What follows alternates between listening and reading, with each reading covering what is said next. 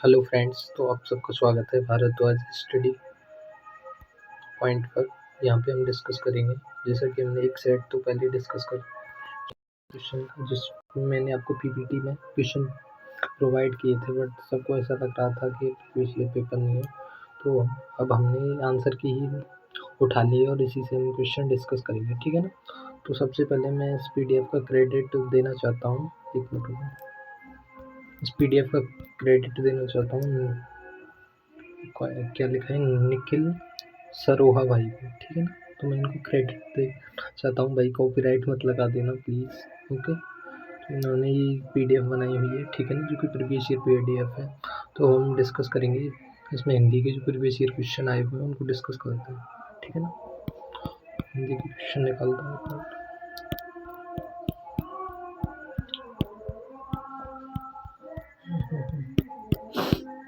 Math आ गई, maths, हाँ। तो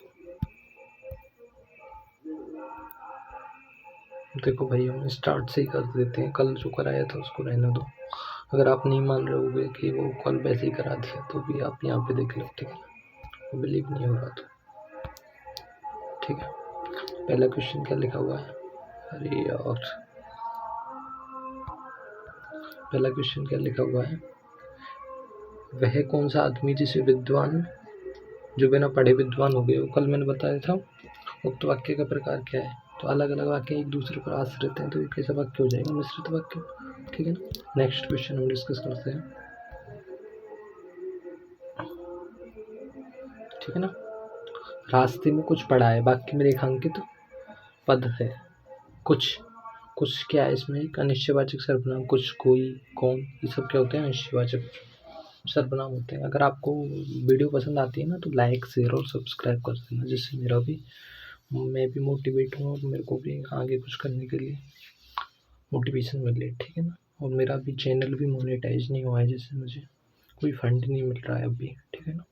नेक्स्ट क्वेश्चन अब हम डिस्कस करते हैं अगला। ये मैंने कल करा दिया है वैसे आपको, ठीक है ना, आप देख लेना, मैंने PPT में कराया था, तो आपको बिलीव नहीं हो रहा था। नेक्स्ट क्वेश्चन क्या है, उसे पढ़ाना नहीं आता है, वाक्य में क्रिया क्या है। पढ़ाना नहीं आता वाक्य में रेखांकित क्रिया है, ठीक है ना। प्रेरणार्थक, उसे पढ़ाना नहीं आता, अकर्मक क्रिया, नाम धातु क्रिया, प्राणनार्थक क्रिया। तो इसमें प्राणनार्थक क्रिया था, जबकि PPT में शायद अलग क्वेश्चन था ये मेरे हिसाब से, तो इसका क्या होगा, प्राणनार्थक क्रिया, ठीक है। नेक्स्ट अब हम देखते हैं, जिसके समान कोई दूसरा ना हो, तो वो क्या होता है, अनन्य, ठीक है। नेक्स्ट अब हम देखते हैं, वाक्य का प्रकार कौन सा नहीं, सरल, संयुक्त और मिश्र वाक्य के प्रकार होते हैं। दीर्घ वाक्य कोई सुना है क्या आपने, मैंने तो नहीं सुना, ठीक है। तो इसका सही आंसर हो जाएगा, दीर्घ वाक्य का कोई प्रकार नहीं है और ही है और ये में क्या अंतर है भाई, देखो, है मतलब क्या होता है, घोड़ा, और ये मतलब हृदय, ठीक है ना। तो इसका सही शब्द युग्म हो जाएगा। नेक्स्ट अब हम देखते हैं, मेरे घर के दोनों ओर फूल हैं, तो ये क्या बता रहा है, एक संबंधी तो बता रहा है भाई, मेरे घर के दोनों ओर, चारों ओर, है ना। तो ऐसे शब्द आते हैं, तो वहाँ कौन सा भी होता है, संबंध बोधक, ठीक है ना। मैंने खाना खाया और तुरंत जाना पड़ा, उक्त वाक्य का प्रकार क्या है। देखो भाई, मैंने क्या बताया था आपको, संयुक्त वाक्य में क्या था, दो सरल वाक्य होंगे, वो एक किस द्वारा जुड़े होंगे, कनेक्टिव या कंजक्शन या सहसंयोजक शब्द द्वारा। यहाँ पे सहसंयोजक शब्द क्या है, और मैंने खाना खाया, ये क्या हो गया, एक साधारण वाक्य। तुरंत जाना पड़ा, ये भी क्या हो गया, साधारण वाक्य। दो साधारण वाक्य जुड़ रहे हैं, तो क्या बन जाएगा, संयुक्त वाक्य। अगर इसमें से एक प्रधान उपवाक्य होता और एक आश्रित उपवाक्य होता, तो ये क्या बनता, मिश्रित, ठीक है। नेक्स्ट अब हम डिस्कस कर लेते हैं, आज बहुत पानी वर्षा है, तो ये कैसा वाक्य है, सरल वाक्य, जो कि आपको दिख भी रहा होगा। सरल वाक्य में क्या होता है, एक उद्देश्य एक विधेय होता है, ठीक है। तो क्या होता है, सरल वाक्य, किस टाइप का होगा, सरल वाक्य, ठीक है। नेक्स्ट अब हम अगला क्वेश्चन डिस्कस करते हैं, विरोधी दल के पास कोई तर्क नहीं है। दल शब्द का अर्थ है, जैसे हम चुनाव वगैरह लड़ते हो तो उसमें दल होते हैं ना, दल मतलब पक्ष, ठीक है। आगे समझ, सही आंसर क्या होगा, ऑप्शन है। नेक्स्ट अगला क्वेश्चन क्या है, निम्नलिखित में से कौन सा शब्द पुल्लिंग है। तो मैंने बताया था पुल्लिंग स्त्रीलिंग को कैसे पहचानना है, आपको वाक्य में प्रयोग करके देखना है। जैसे आस्था खत्म हो गई, मेरी आस्था खत्म हो गई, यानी कि स्त्रीलिंग में धार्मिकता बहुत ज़्यादा होती है, ये धार्मिकता खत्म हो गई। ये भी पुल्लिंग, निष्ठा, मैं इस धर्म में निष्ठा रखता हूँ, ठीक है ना, ये निष्ठा रखनी चाहिए। स्त्रीलिंग स्त्रीलिंग स्त्रीलिंग, विश्वास खत्म नहीं होता, मेरा विश्वास खत्म नहीं होता, ठीक है। तो क्या हो गया, विश्वास पुल्लिंग शब्द हो गया। ऐसे वाक्य में प्रयोग करके देख सकते हो, समझ में नहीं आए तो, ठीक है। नेक्स्ट अगला क्वेश्चन है, छाया बाद उत्तर काव्य में रीतिकाल जैसे श्रृंगार नहीं है। वाक्य में आए उत्तर शब्द का अर्थ क्या है। देखो, उत्तर दो तीन प्रकार के होते हैं। एक तो उत्तर होता है प्रश्न उत्तर वाला, एक क्या होता है उत्तर दिशा, ठीक है। एक क्या है छाया बाद उत्तर, ये क्या उत्तर मतलब क्या होता है बाद में। तो इसका अर्थ देखो, छाया बाद उत्तर काव्य में रीतिकाल जैसे श्रृंगार नहीं है, मतलब छायावाद जो काल था ना, उसके बाद के समय के जो काव्य हैं उसमें रीतिकाल जैसा श्रृंगार नहीं है। तो छायावाद उत्तर का मतलब क्या हो गया, पीछे या बाद में, ठीक है ना। नेक्स्ट अगला क्वेश्चन डिस्कस करते हैं। निम्नलिखित वाक्य में डूबना शब्द का अर्थ नाश होना या निरर्थक होना किसमें दिया गया है। नाश होना शब्द बताना है, डूबना का कहाँ पे नाश होना या निरर्थक होना शब्द का प्रयोग हुआ है। मतलब डूबना शब्द का प्रयोग हुआ है जिसका अर्थ है नाश होना या निरर्थक होना, ऐसा किस वाक्य में दर्शाया गया है, ठीक है। तो पहला क्वेश्चन क्या है, दिन डूबता जा रहा है। डूबता जा रहा है मतलब नष्ट थोड़ी हो रहा है, सूरज जो डूबता है मतलब नष्ट थोड़ी होता है, जीवन स्रोत डूबते उतारते पार कर लिए गए, ये इसमें भी नहीं है। अगला क्वेश्चन क्या है, व्यापार में पूंजी डूब गई, तो ये सही आंसर हो जाएगा अपना, ठीक है ना। नेक्स्ट अब हम डिस्कस करते हैं, कौन सा शब्द स्त्रीलिंग है। तो मैंने अभी बताया था, उसी को लगा के देखो, इसमें 1 मिनट आप प्रयोग करके देखो भाई खुद ही। पांडित्य खत्म हो गया, मेरा सौंदर्य बहुत अच्छा है, या मेरा सौंदर्य बहुत अच्छी है, नहीं निकल रहा ना, सौंदर्य बहुत अच्छा है मतलब पुल्लिंग। सान्निध्य खत्म होता जा रहा है, पांडित्य खत्म हो गया। मेरी चेतना जाग गई, मेरी चेतना जाग गया, मेरी चेतना जाग गई, मतलब क्या है स्त्रीलिंग, आगे ना समझ अच्छे से। अकर्मक क्रिया कौन सी है भाई, क्रिया मैंने 2 बार पढ़ाई थी, कितने टाइप बताएं क्रिया के, एक तो सकारात्मक, एक अकर्मक। सकारात्मक जिसमें कर्म हो, अकर्मक जिसमें कर्म न हो। सकारात्मक जिसमें प्रभाव कर्म पर पड़ता हो, अकर्मक जिसमें प्रभाव कर्म पर ना पड़ के किस पे पड़ता हो, कर्ता पर, ठीक है।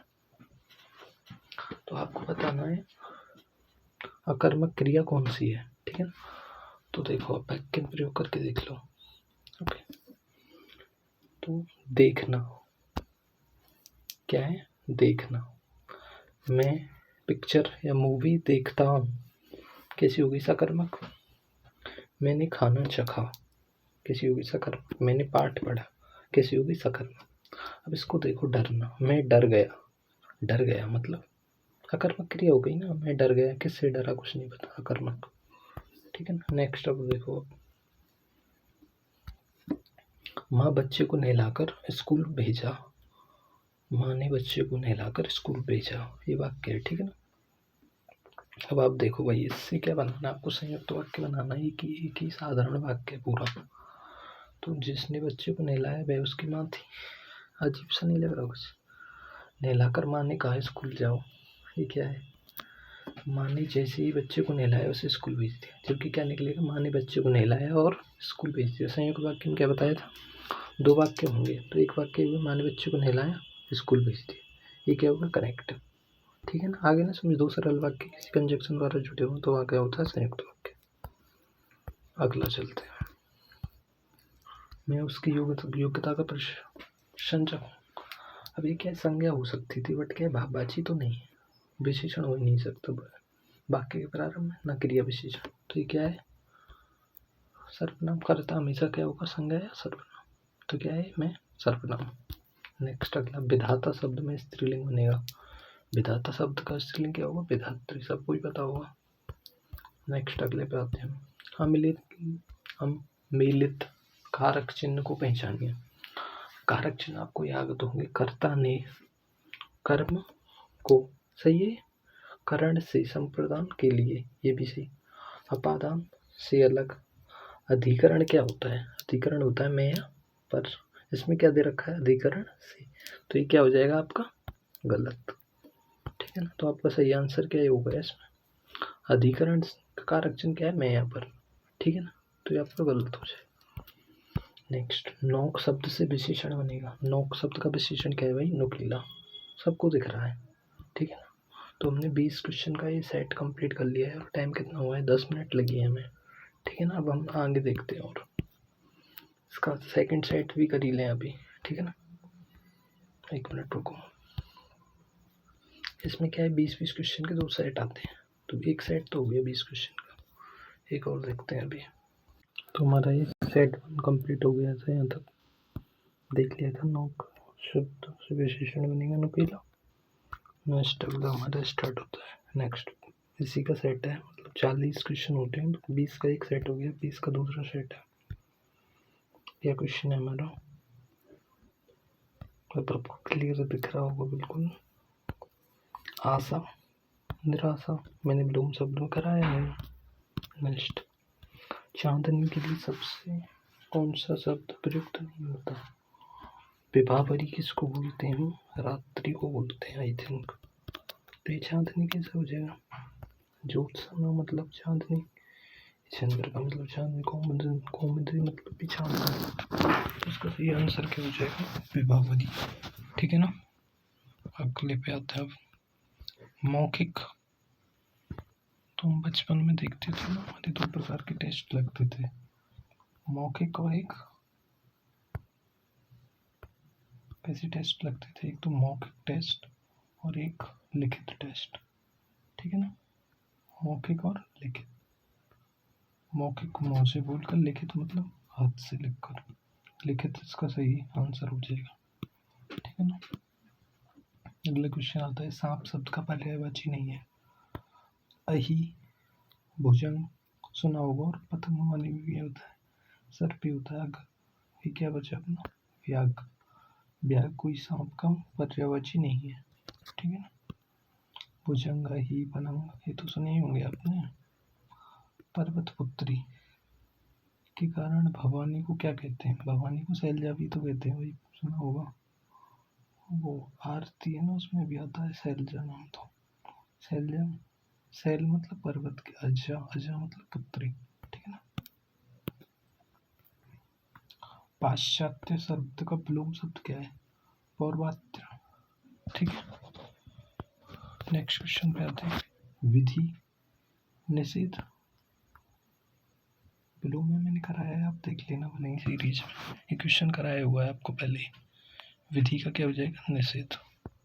विलोम शब्द। मरते लोक में आए। मरते, मरते बहुत कॉमन शब्द है जिसका अर्थ क्या होता है? मनुष्य। ठीक है ना। ये भी बहुत ईजी क्वेश्चन आया था। मरते लोक में आए, मृत्यु शब्द का अर्थ है, मृत्यु का अर्थ का क्या है? मनुष्य। नेक्स्ट क्वेश्चन पे आते हैं,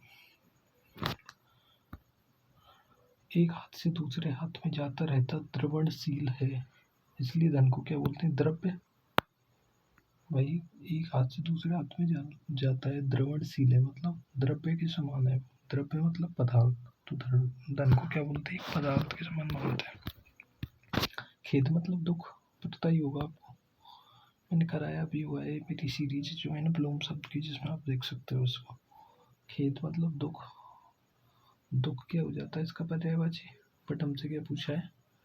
विलोम। इसका विलोम शब्द क्या हो जाएगा? प्रसन्नता। Option D is right answer. अब हम डिस्कस करते हैं, इसमें एक गद्यांश भी आया है। ठीक है ना। पहले हम इसे पढ़ देते हैं। किसी ने ठीक ही कहा है कि यदि मनुष्य का धन नष्ट हो गया तो कुछ नष्ट नहीं हुआ। अच्छा, अगर मनुष्य का धन नष्ट हो जाता है तो उसको कुछ नष्ट नहीं होता है। यदि उसका स्वास्थ्य नष्ट हो गया तो कुछ नष्ट हो, तो कुछ नष्ट हो गया मतलब स्वास्थ्य नष्ट हुआ, मतलब धन नष्ट हो रहा है तो कुछ भी नष्ट, कुछ नष्ट नहीं हुआ। स्वास्थ्य नष्ट हुआ तो कुछ जो भाग है वो नष्ट हो गया। ठीक है। परंतु यदि उसका चरित्र नष्ट हो गया, परंतु यदि उसका चरित्र नष्ट हो गया तो समझिए मकसद सब कुछ नष्ट हो गया। चरित्र क्या है? यदि इस प्रश्न उत्तर खोजने तो हम पाएंगे कि चरित्र का संबंध व्यक्ति के आचरण, व्यवहार, चाल चलन, कार्यकलाप तथा गुण दोषों से है। किसी ने सच कहा है, चरित्र आदतों का समूह है। चरित्र क्या है? आदतों का समूह है। व्यक्ति की पहचान उसकी आदतों से की जा सकती है। चरित्र व्यक्ति का सबसे बड़ा धन है, उसकी कीर्ति का आधार है। चरित्र का सबसे बड़ा धन बताया है इसमें। सबसे ज्यादा बात किसकी हुई? चरित्र की, ठीक है। उसकी उन्नति का सोपान है तथा जीवन के समस्त वैभवों, ऐश्वर्यों, समृद्धि आदि की आधारशिला है। चरित्रवान व्यक्ति ही राष्ट्र की शक्ति का मूल आधार होते हैं। चरित्रवान व्यक्ति क्या बताया गया इसमें? राष्ट्र की शक्ति का मूल आधार।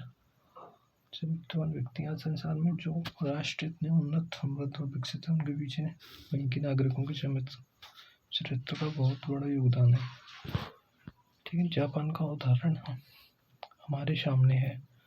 छोटा सा देश जापान क्या है? एक छोटा सा देश है जो द्वितीय विश्व युद्ध में ध्वस्त सा हो गया था। अपने नागरिकों के चरित्र के कारण आज विश्व में पुनः प्रतिष्ठा पा रहा है भाई ये देश, जो कि द्वितीय विश्व युद्ध में क्या हो गया? नष्ट सा हो गया था। दुर्भाग्य से आज हमारे देश में नैतिक मूल्यों की कमी है। हमारे देश में नैतिक मूल्यों की कमी के समय कैद कारण शुरू से पढ़ता हूँ। दुर्भाग्य से आज हमारे देश में नैतिक मूल्यों की कमी के समय कैद कारण राष्ट्रीय अभाव हो गया है, ठीक है। प्रत्येक नागरिक का कर्तव्य है कि भी चरित्र की ओर ध्यान दें, ठीक है ना। तो इसमें क्या है? चरित्र के बारे में बताया गया है। ये बताया गया है यदि व्यक्ति का चरित्र सही है ना तो कुछ भी कर सकता है। जैसे जापान का उदाहरण दिया गया है, उसका मतलब इतना छोटा सा देश था जो द्वितीय विश्व युद्ध हुआ था ना, उसमें लगभग नष्ट सा ही हो गया, लेकिन अपने बहुत उसके नागरिक थे, उसके चरित्र के कारण वो आज कहाँ गई बोले पुनः प्रतिष्ठा पा रहा है देश, ठीक है ना। चरित्र से किसकी वृद्धि नहीं होती, चरित्र से समृद्धि होती है। देखो कहाँ थे वो लाइन, एक मिनट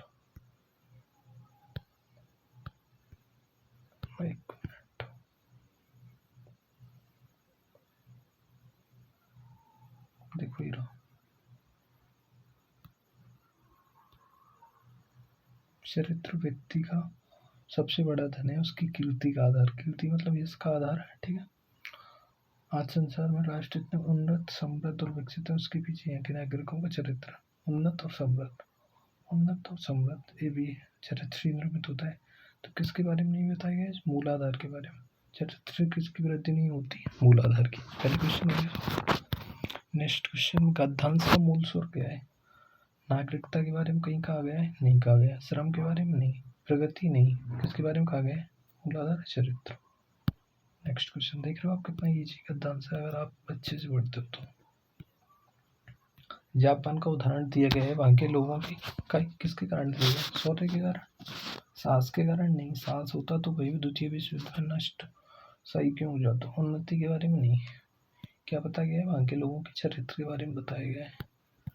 नेक्स्ट क्वेश्चन, गद्यांश के अनुसार भारत में कमी है, तो हमने लास्ट लाइन में पढ़ा था कहीं ये रुको, जो द्वितीय विश्व युद्ध हो गया आज दुर्भाग्य से आज हमारे देश में नैतिक मूल्यों की कमी है। देखो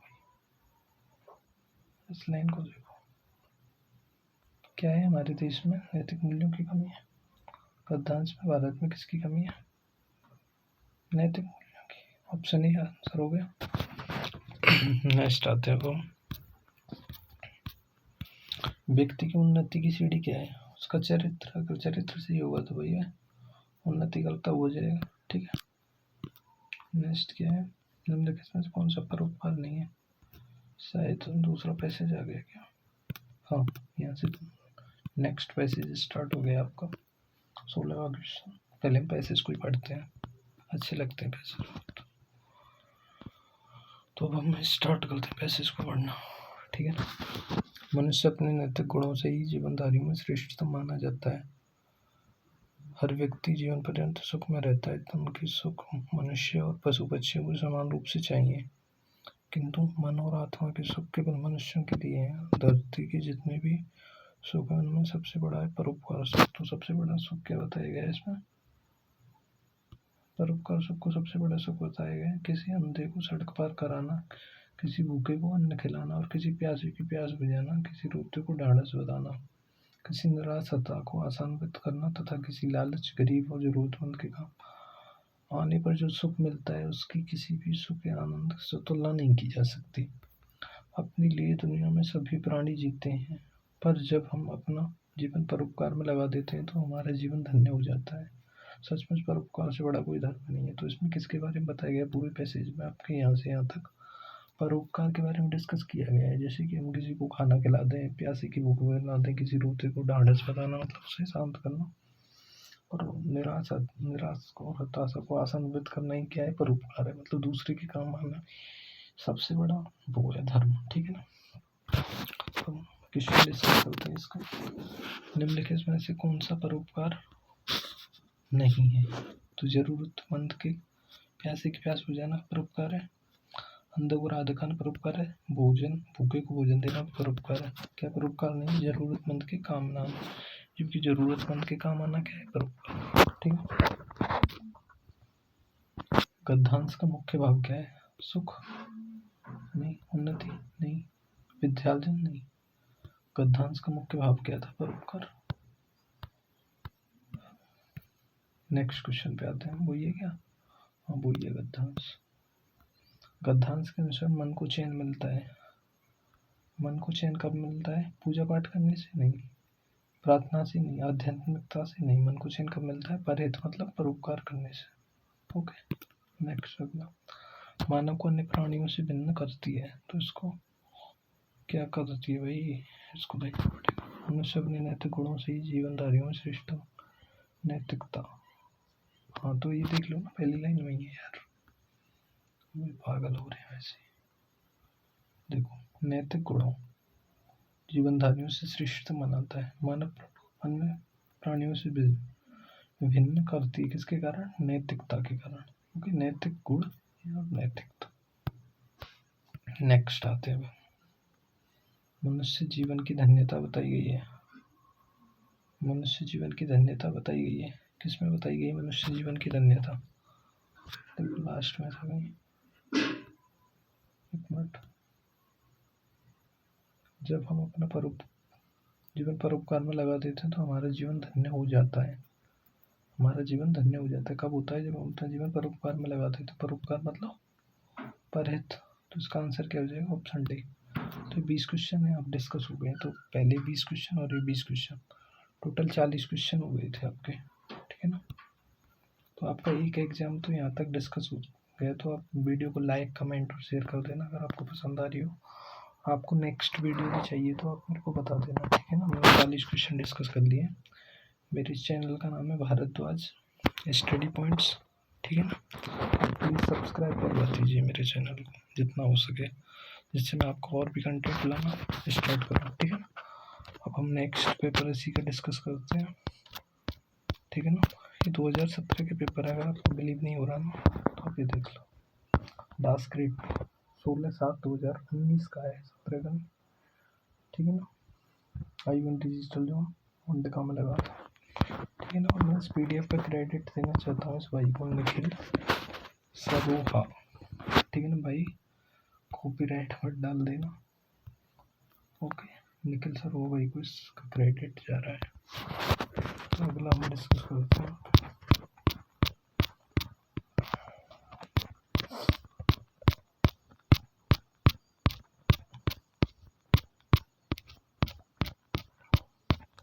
भाई प्लीज़ सब्सक्राइब कर देना, चैनल को लाइक कर देना अगर आपको वीडियो पसंद आ रही हो तो।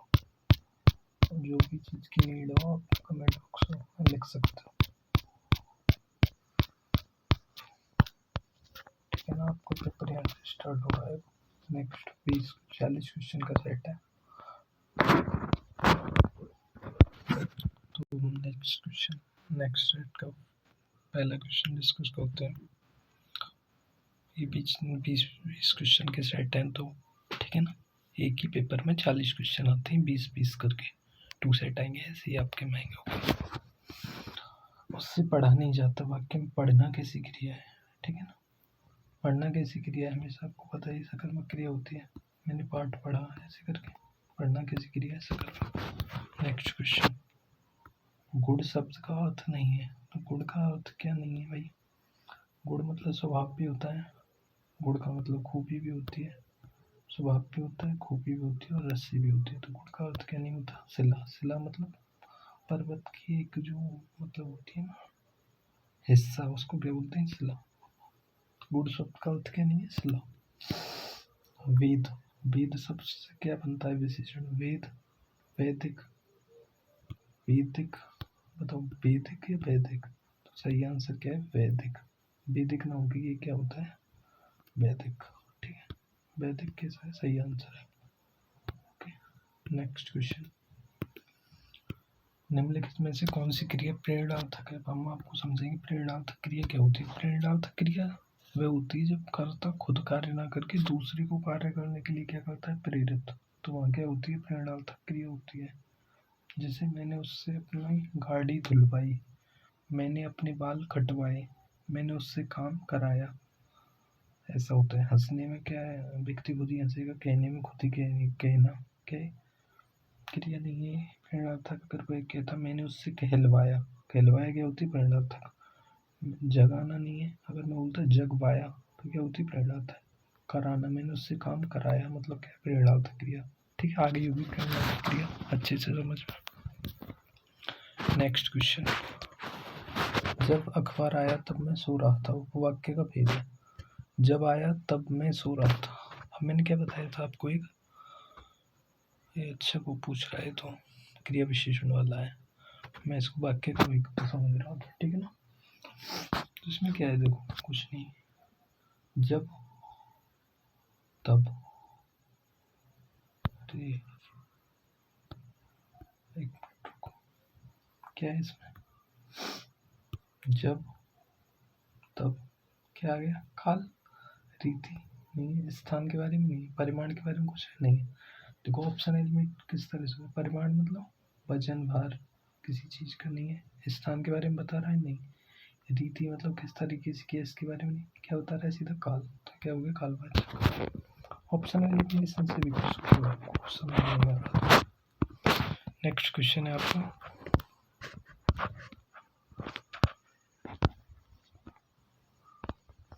निम्नलिखित में से मिश्र वाक्य कौन सा है? तो मिश्र वाक्य मैंने क्या बताया था? जिसमें एक प्रधान और उस पर क्या हुआ? आश्रित वाक्य। संयुक्त वाक्य क्या था? दो साधारण वाक्य किसी सहसंयोजक शब्द से जुड़े हों, जैसे और, अथवा, एवं। ठीक है। मिश्र वाक्य किससे जुड़ा होगा? किंतु, कि, ऐसे शब्दों से जुड़ा होगा। तो पहला वाक्य देखो, वह खाना खाते ही चला गया, तो इसमें कोई प्रधान और उपवाक्य लग रहा है? नहीं लग रहा। मैंने पुस्तक पढ़ी और सो गया, ये कैसा है? संयुक्त वाक्य। अगला क्या? हैरानी है कि, वह पढ़ने लगा, हैरानी है कि, तो आप रुक गए ना, हैरानी है कि, क्या हैरानी है? डाउट क्रिएट हो गया। तो इसमें क्या है? मिश्र वाक्य। मतलब एक दूसरे वाक्य के बिना एक वाक्य का अर्थ नहीं होता मिश्रित वाक्य में। तो इसमें कौन सा वाक्य है? मिश्रित वाक्य। ठीक है, अब हम नेक्स्ट क्वेश्चन पे आते हैं। शंकर और शंकर दो शब्द है। ठीक है, शंकर, अरे यार ये क्या प्रॉब्लम हो रही है इसमें? जब भी ऊपर क्लिक करता हूँ आ जाता पीडीएफ का नाम।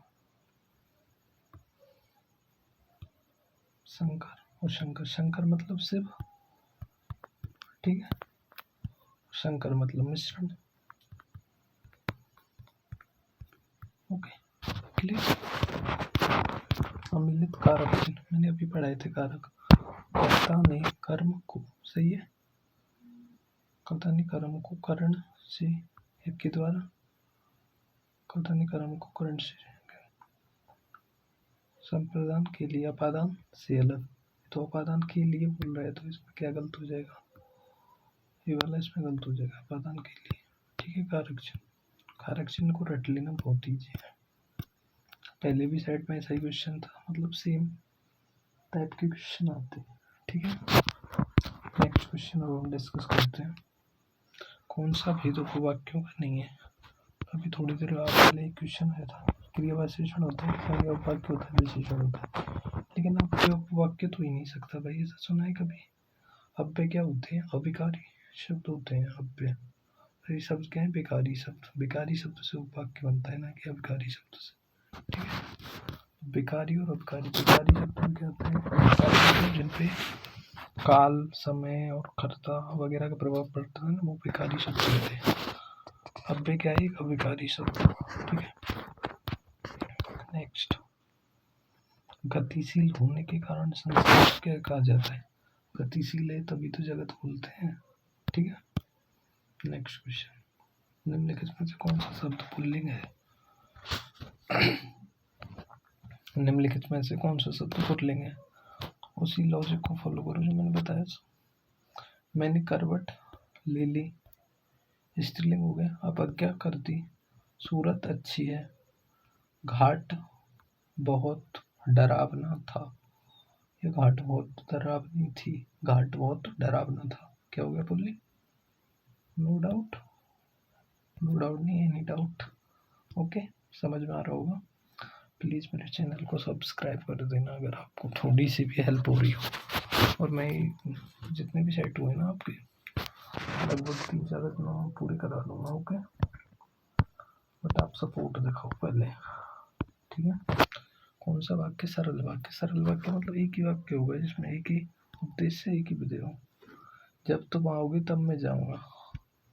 ठीक है, नहीं है सरल वाक्य, नहीं है। अगला देखो, बे गए और लौट आए, नहीं है। और कंजक्शन, उसने बताया कि मोहन घर पर है। लास्ट वाला देखो, बे और मोहन अभी अभी गए, मिल गया आंसर। एक ही, कर्ता दो हो सकते हैं बट क्रिया एक ही मिलेगी इसमें। ठीक है, साफल्य शब्द क्या है? साफल्य क्या है? एक भाववाचक संज्ञा बन गई है किससे? मेन शब्द क्या था? सफल्य। सफल, सफल से क्या बन गया? साफल्य। क्या होगी? भाववाचक संज्ञा। हम 2 दिन के लिए वहां जाएंगे, वाक्य में क्रिया क्या है? सबसे इजी क्वेश्चन, 2 दिन क्रिया है? नहीं है, नहीं है, नहीं है। क्रिया क्या है? जाएंगे, जाना क्रिया है ना। अगला क्वेश्चन, धाता। धाता सुना भी होगा और मैंने भी कराया शायद, ब्लूम शब्द की सीरीज में देखना, आप पढ़ते नहीं हो, सब क्वेश्चन कराए हुए हैं आपको। धाता मतलब धात्री, इसका क्या हो जाएगा? स्त्रीलिंग, धाता, धात्री। ओके, क्या हो जाएगा धाता का? धात्री। नेक्स्ट क्वेश्चन, तुम कब आओगे? वाक्य में रेखांकित पद क्या है? तुम क्या है भाई? एक प्रश्नवाचक सर्वनाम ही तो, पुरुषवाचक। ठीक है ना। अगर प्रश्न कब पूछता, कौन, कब, कैसे, अगर इसमें कब पर होता अंडरलाइन, अब बताओ आप इसमें क्या था? जैसे कब पर अंडरलाइन कर दिया मैंने इसमें, तो कब रेखांकित पद में क्या था? प्रश्नवाचक सर्वनाम। ठीक है, तुम पर है तो ये क्या है? पुरुषवाचक सर्वनाम। ओके, नेक्स्ट अब हम डिस्कस करते हैं अगला क्वेश्चन, संयुक्त वाक्य पहचानिए। संयुक्त वाक्य क्या होता है? मेरा खुद गला थक गया ये बताते बताते। संयुक्त वाक्य में 2 सरल वाक्य होंगे, अगली बार नहीं बताऊंगा मैं। 2 सरल वाक्य किसके द्वारा? से संयोजक शब्द और एवं अथवा द्वारा जुड़े होंगे। तो देखो आप, मैंने भोजन किया और मैं सो गया, और मिल गया ना। मैंने भोजन किया, एक बन गया, मैं सो गया, 2 सब वाक्य हो गए सरल। से संयोजक शब्द हो गए कैसे वाक्य? संयुक्त। ओके, नेक्स्ट क्वेश्चन, निम्नलिखित में से कौन सा शब्द स्त्रीलिंग है?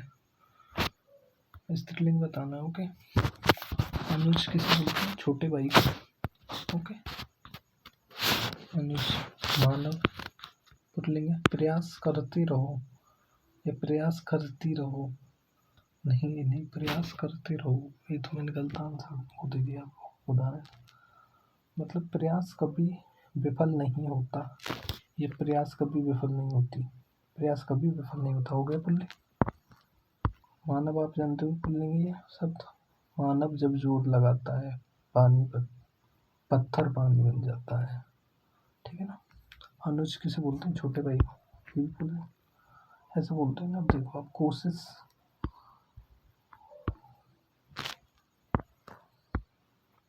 कोशिश करते रहो सफल हो जाओगे। कोशिश शब्द क्या है? स्त्रीलिंग, जिसमें आपको उदाहरण भी देना चाहूँगा।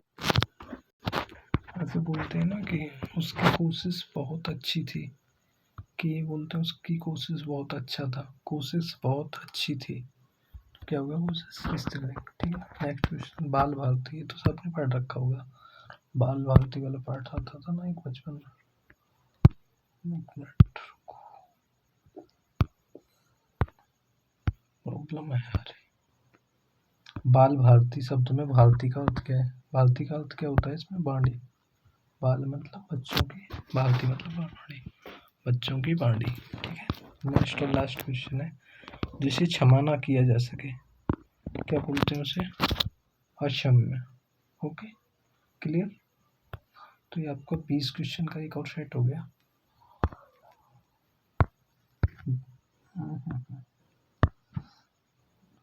20 क्वेश्चन का एक और सेट हो गया। हमने 20 प्लस 20 प्लस 20 यानी कि 60 क्वेश्चन हो गए हमारे। मिनट कितनी हुई है? 35 मिनट में। ठीक है ना। अगर आपको पसंद आ रही हो तो प्लीज़ चैनल को शेयर, सब्सक्राइब और लाइक कर देना और अपना सपोर्ट दिखा देना, क्योंकि मेरा चैनल अभी मोनेटाइज भी नहीं हुआ है ना, मेरे पास कोई फंड आता है ना कुछ। ठीक है ना। ओके, अगर आपको वीडियो अच्छी लग रही हो तो शेयर सब्सक्राइब कर देना। अब हम अगला सेट डिस्कस करेंगे इसी का, 20 क्वेश्चन का। ठीक है ना। ये 2019 वाली पेपर है, प्रीवियस ईयर है। ओके, ठीक है। अब हम नेक्स्ट क्वेश्चन डिस्कस करते हैं इसी का। बाह्य शब्द का विलोम क्या है? बाह्य मतलब बाहरी, अभ्यंतर मतलब मिल गया विलोम सीधा सीधा। भाई सब कराया हुआ है, आपको देख लेना आप प्ले लिस्ट में विलोम शब्द वाले में। ठीक है ना। नेक्स्ट क्वेश्चन, तलवार।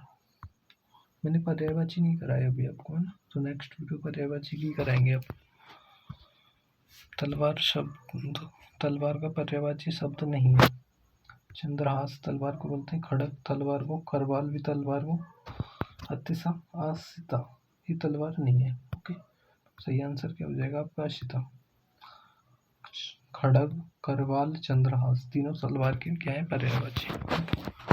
आर्य, अनार्य सीधा विलोम बन गया। इस स्थिति में मेरे अनुकूल नहीं बल्कि खाली जगह है। ये स्थिति मेरे अनुकूल नहीं बल्कि खाली जगह है। विखंड शब्द का क्या बताना?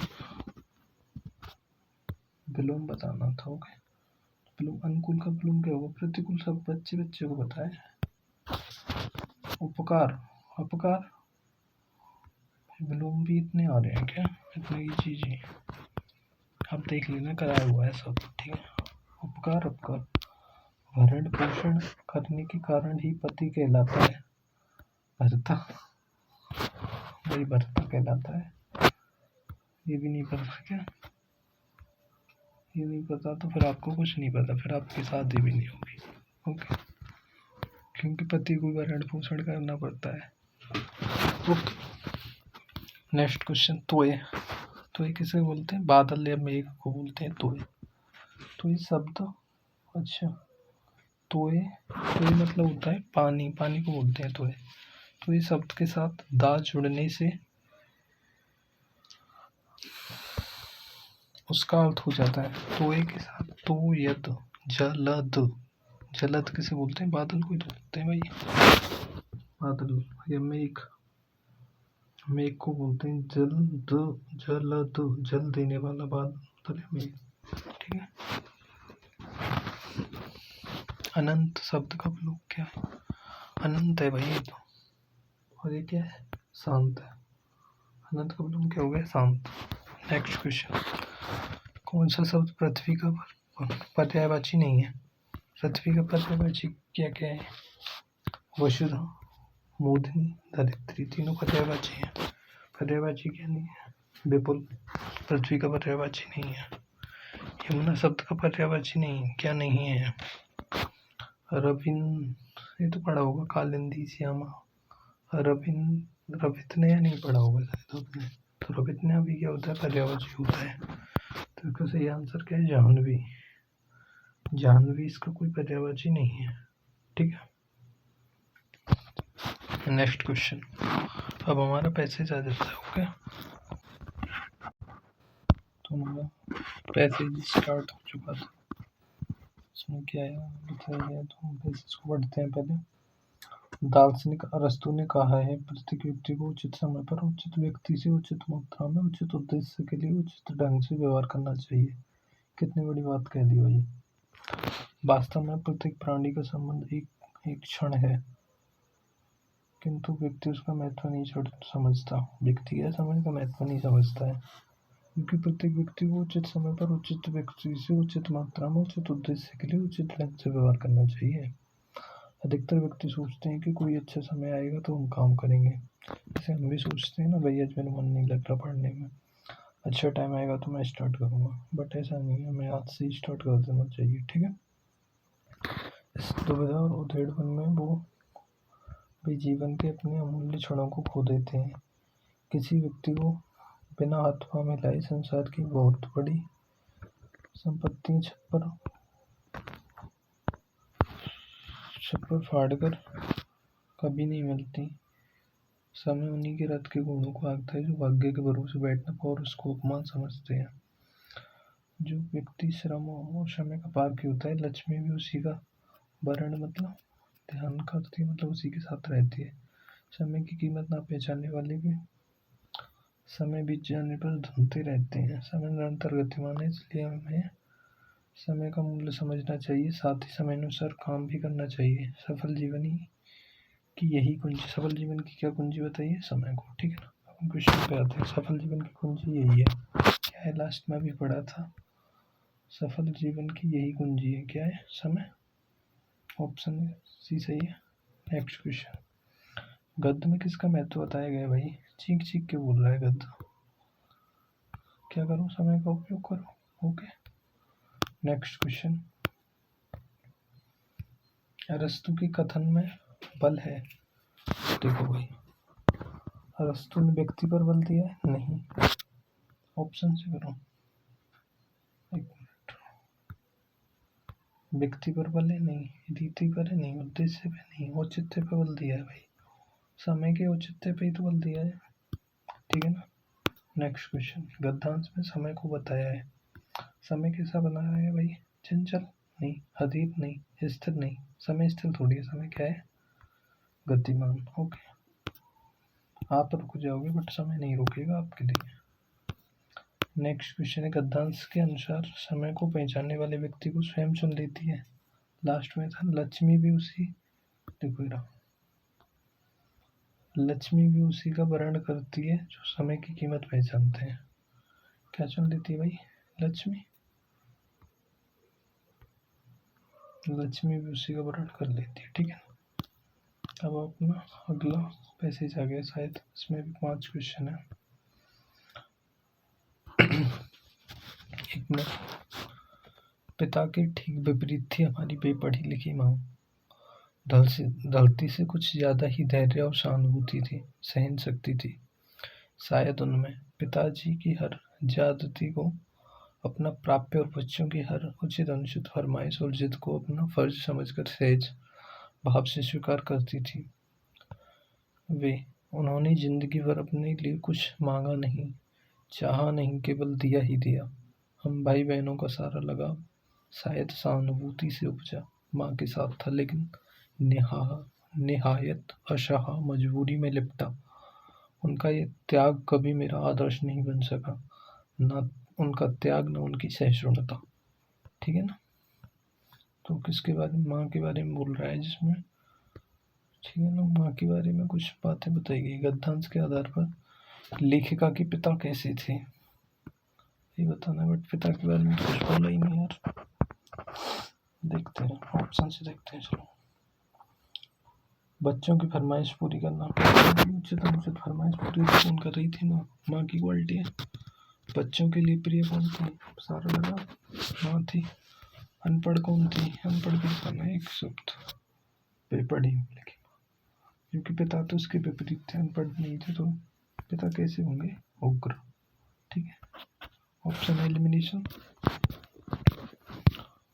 लेखिका ने स्वीकार नहीं किया माता के, लास्ट में था शायद है, माँ के साथ था लेकिन निहायत अशाह मजबूरी में लिपटा। उनका यह त्याग कभी मेरा आदर्श नहीं बना, ना त्याग न उनकी सहिष्णुता। त्याग न उनकी सहिष्णुता, ऑप्शन क्या हो जाएगा? ठीक है। नेक्स्ट क्वेश्चन, लेखिका ने अपनी माँ की तुलना की है। माँ की तुलना किससे की है? पिता से क्यों करेगी यार, पिता के तो विपरीत होता है, दृढ़ता से नहीं, सहनशीलता से नहीं, किससे की है, धरती से। देखो मेरा धरती से कुछ ज्यादा ही धैर्य और सहन शक्ति थी, ठीक है ना। किससे की है तुलना, धरती से। नेक्स्ट क्वेश्चन, लेखिका के भाई बहनों की सहानुभूति थी, माँ के साथ थी भाई सहानुभूति। देखो ये रहा, कहाँ पे गया, सहानुभूति माँ के साथ, दिख रहा होगा अब तो। सही आंसर क्या हो जाएगा, माता के साथ। नेक्स्ट क्वेश्चन और लास्ट क्वेश्चन आज का, पंक्ति की गद्यांश की पंक्ति में चित्रण है पिता का, पिता के बारे में तो एक दो लाइन ही, नहीं नहीं नहीं, किसका चित्रण है, ओनली माता जी का। तो ये 20 क्वेश्चन आपके यहाँ डिस्कस हो गए हैं। तो 20, एक मिनट यार, 20 क्वेश्चन का ये सेट आपका कंप्लीट हो गया। 20 + 20 + 20 + 20, इनके 80 क्वेश्चन हो गए। मिनट कितने हो गए, 46 मिनट में 80 क्वेश्चन हो गए आपके, ठीक है ना। तो आपको और भी ऐसे ही प्रैक्टिस सेट चाहिए प्रीवियस ईयर के, तो आप चैनल को लाइक, शेयर और सब्सक्राइब कर देना, ठीक है ना। और चैनल के बेल आइकन प्रेस कर देना, जिससे जो भी कंटेंट आता रहेगा वो आपको मिल जाएगा। और मेरे चैनल का भी मोनेटाइजेशन भी नहीं हुआ, जिससे मेरे को कोई भी इनकम नहीं आ रही, ठीक है ना। ना मेरे पास कोई सोर्स है, ना मेरे पास माइक वगैरह कुछ भी नहीं है, ठीक है ना। आप धीरे धीरे सपोर्ट करोगे तो सब कुछ पॉसिबल होगा, और मैं जल्दी से आपकी प्रीवियस ईयर पेपर है इन सबको करा दूंगा, ठीक है ना। तो आप सपोर्ट दिखाओ और सब्सक्राइब कर दो, चैनल को लाइक करो, वीडियो को पूरा देखा करो, ठीक है ना। इसमें 80 क्वेश्चन है पूरे टोटल, जो कि प्रीवियस ईयर है। और नेक्स्ट हम अगला सेट करेंगे कल, ओके। तो चैनल को सब्सक्राइब कर देना। मेरे चैनल का जो नेम है वो तो भारद्वाज स्टडी पॉइंट्स है, और इसका चैनल का वो बता देता हूँ आपको, SSC फिर डैश लगाकर G9N, ये मेरे चैनल का वो है, क्या बोलते हैं उसको, और चैनल का नेम क्या है, भारद्वाज